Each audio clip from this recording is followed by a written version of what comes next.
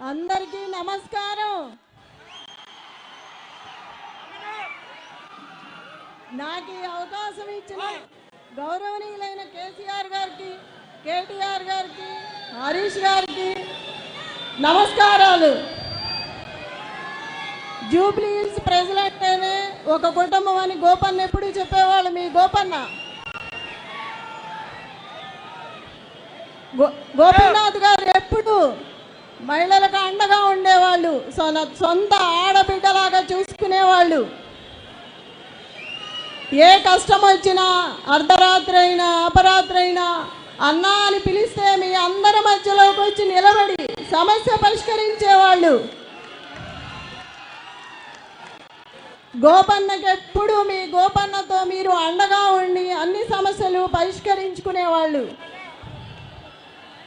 నన్ను కూడా మీ ఇంటి ఆడబిడ్డలా అనుకొని నాకు అండగా ఉండి ముందుకు నడిపించాలని, మీ అండదండలు ఆశీస్సులు ఉండాలని మనసారా కోరుకుంటున్నాను.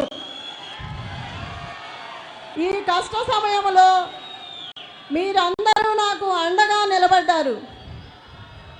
అదే అండగా ఇక ముందు కూడా ఉండాలని కోరుకుంటున్నాను.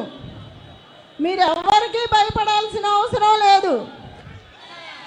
పార్టీ మీకు అండగా ఉంటుంది.